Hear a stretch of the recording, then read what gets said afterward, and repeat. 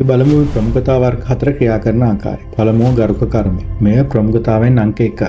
මේ අතිශය බලවත් විශාල ප්‍රතිඵල දෙන කර්මයක්. උදාහරණයක් ලෙස අනන්තරීය පාප පහ හෝ මහා කුසල ධාන වෙන්න පුළුවන්. ගරුක අකුසල කර්මයක් එනම් ආනන්තරීය පාපයක් සෑම විටම ක්‍රියා කරන්නේ උපඝාතක ලෙස. එනම් ඒ ජීවිතයේ සිඳ දමන කර්මයක්. එක්වරම ජනක කර්මයක් කපා දැමීම ඊළඟ ආත්මේ නිරයට හෙලන්න පුළුවන්. ගරුක කුසල කර්මයක් කිව්වොත් එනම් ධානයක් ක්‍රියා කරලා ජනක ලෙස ක්‍රියා කරනවා. තවත් බුදුදහමේ උදාහරණයක් විදිහට කිව්වොත් එහෙම යම් කෙනෙක් රහතන් වහන්සේ නමක් ඝාතනය කළා නම් එය ගරුක අකුසල කර්මයක් නිසා ඔහුට කෙතරම් හොඳ ජනක කර්ම තිබුණත් උපඝාතක කර්මය කාලය අනුව ප්‍රමුඛ වෙලා ඔහුගේ ජීවිතේ සිඳ දමනවා.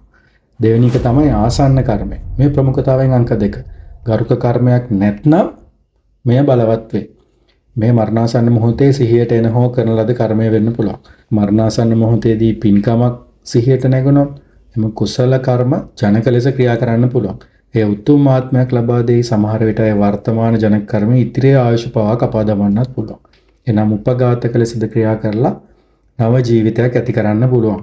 නමුත් මරණාසන්න මොහොතේ පාපයක් සිහි වුවොත් එම අකුසල කර්ම උපඝාතක ලෙස ක්‍රියා කරලා ඒ වර්තමාන ජීවිතයේ ඉතිරි ආයුෂ කපා දමා අපායගාමී වෙන්නත් හේතුවක් වෙන්න පුළුවන්.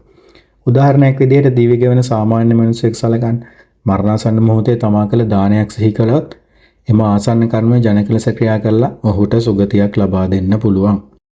දෙවනුව ආචින්න කර්මය. මේ ප්‍රමුඛතාවයෙන් අංක 3. ගරුක හේවත් ආසන්න කර්මයක් නැතිනම් මෙය බලවත් වෙනවා. මේ නිතර පුරුද්දක් ලෙස කරන ලද කර්ම. නිතර කරන පින්, දාන, සීල, භාවනා උපස්තම්භක ලෙස ක්‍රියා කරනවා.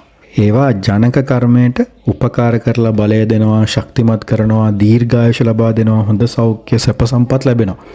නිතර කරන පව් එනම් මසුන් මැරීම, බොරු කීම, සොරකම් කිරීම වැනි කර්ම උපපීලක ලෙස ක්‍රියා කරලා ජනක කර්මයට බාධා කරමින් දුර්වල කරලා, පීඩා කරලා, රෝග ඇති කරලා, දුක් සහ විවිධ බාධා ඇති කරලා ජනක කර්මයට පීඩා කරන්න පුළුවන්.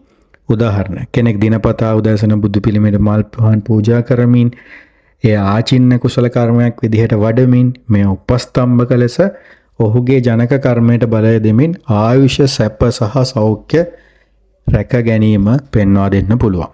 මේකේදී අවසාන එක තමයි කටත්තා කර්මය. මේ ප්‍රමුඛතාවයෙන් අංක 4යි. ඉහත තුනෙන් එකක්වත් නැතිනම් මෙම රැස් කළ කර්ම ඵල දෙන්න පුළුවන්. මේ සාමාන්‍යයෙන් පින් හෝ පව් වෙන්න පුළුවන්. එහි ක්‍රියාකාරීත්වය අනුව විවිධ වෙන්න පුළුවන්.